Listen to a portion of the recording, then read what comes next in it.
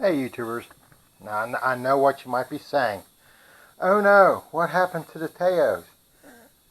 Yeah, I'm just going to call them the Taos from now on because Taos just sounds kind of weird. But anyway, nothing wrong with it. I just tore it apart because I could. I want to put this new, I got it out of the bag before I started. I want to put the one that I modified in. Took the old one out. Funny thing is, this seal looks okay. The one on the brake side has a dent in it, and it looks worn in a couple places like it's bad. But if you can see down in there, there is rust. So water has gotten in there. You can see all the rust around there and then through there. Allie likes to get in the mud anytime she can. So yeah, I'm glad I did because that was starting to rust pretty good. We'll put the new one in. And I thought, while I had it down, I'll check the brakes because I've been saying the brakes is about kaput. So this four-wheeler got about 56 hours because I'm at 62 now. And you can see the pads are getting a little thin there. But they're going to last a little while longer. I mean, we'll see what happens there. Little buddies went to a set in 12 hours. And I ordered another set. But I had gotten two. And the first set went 12 hours. Second set, we went through Mount Wood and some other riding. We're probably about 7-8 hours on it. And they ain't hardly wore. But let me tell you about a trick. I took grease, okay, out of my grease gun and put it on the pads. And then put a little bit on the rotor. And every once in a while, I'll put a little bit on the rotor. Now you might be saying, well, that's stupid to put grease on your brakes because you'll just go down the hill and die. Well, brakes still work even with oil and grease on them. And I know the common thing is everyone says, oh no, you don't want any oil residue on your brakes because they won't work and you'll all die. Well, I've been getting grease and stuff on my brakes for years and hasn't, affected that. So anyway, you do what you want. I'm just telling you what I'm doing. And I think the brakes are lasting a little bit longer because these was wearing pretty good on hers. And now it's slowed down. So, and you know what? You still got brakes. It still works. So, I don't know. That's what I'm doing. You can try it out, or you don't have to if you don't blame me. But anyway, I can't get people to put grease on their battery terminals because that stops all the corrosion. And people has corrosion all their batteries are like, oh, this is horrible. It's like, just put a little grease on there, and they look at you like, thou hast blasphemed. And it's like, I don't know. You can lead the camel to the oasis, but you can't make it drink, I guess. Or is that the horse? Anyway. So anyway, I tore the rest of this apart because I was suspecting this. Yeah, this is the main bolt that holds the swing arm on. It needed a bit rusty. There's no seals or anything. So it's going to get a coat of grease, that evil stuff that no one likes to use anymore. It's going to get greased up real good, and I'm going to grease the top and the bottom of the shock because just to help it out a little bit. Got a little rust on the top there. Probably just where they didn't paint it. There's a lot of things that need some painting. Like down in there. Let me turn my camera on again. Okay. Like down there on the bracket. Down in there. Yeah, it's kind of rusty. So I'm probably going to put some grease on that too. Because I should have washed it before but we'd all been out and it was all dirty and dusty. Not too bad.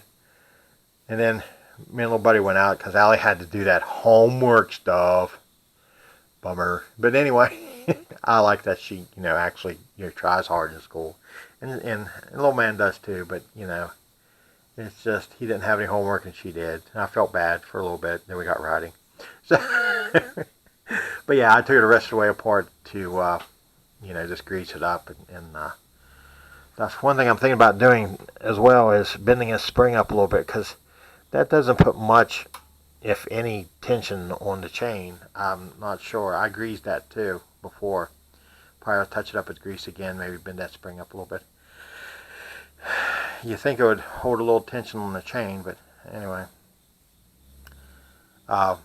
That's what I'm doing. I'll show you what it looks like when I'm all done. What's the best way to clean up a chain? I've been putting some grease on them every once in a while, but they're looking hideous. I've heard kerosene, and I've heard WD-40 works good on it too, but uh, just wondering what's the best because grease seems to attract mud and dirt and everything. Anyway, uh, yeah, I'm really into grease. I had to clean up her axle and get it back in. But yeah, there was nothing wrong with this. It was just, I just wanted to go ahead and change it because I won't be doing some welding, and I just thought I'll get that one cleaned up and take it apart, and I'll weld it up.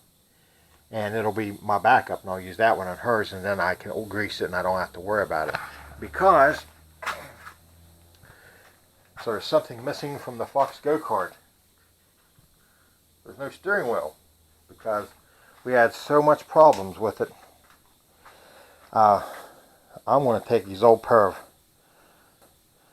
bike handlebars, and I got a plate, and I've already drilled the holes in it. I got to grind this off straight because it's kind of crooked, and I got to get that notch off there. But I want to grind that off and weld it to this plate and then bolt it to the little plate there. I think the wider handlebars will, I've seen a couple go-karts with that on there, but I think it'll give him a little bit more leverage. I think that's why the wife rolled it, because, I mean, seriously, from what I wrote it, it's a wrestling match, and she probably just got tired. But anyway, I'll be doing some welding, and I thought I can fix that one, and I'll have them all welded up, and I'll just go ahead and redo that one and get it going as my spare now. And then, yeah, since it was raining so much, and it stopped raining now, but it's been raining for the last couple of days off, and the one's supposed to storm this afternoon, and can't do much outside. Hey YouTubers, well, I got Allie's four-wheeler changed over and all lubed up. I even pulled my brakes, my caliper, and my chain off, and dropped my shock out, and I greased up my pivot points and stuff on there. I just wanted to show you this, because if I'm able to edit this all together, because of Windows 10 not letting me watch stuff, I'll put this as into the other video. But this is the rear end that came out of Allie's machine, and never did anything to it. All I did was put the lock washers on them. Seemed to hold up fairly well. Of course, I didn't ride it much. She's even riding it up over the hills where she used to make me do it. But so she's pretty much the only one that's been on this machine. I was going to show you how rusted this is down in there.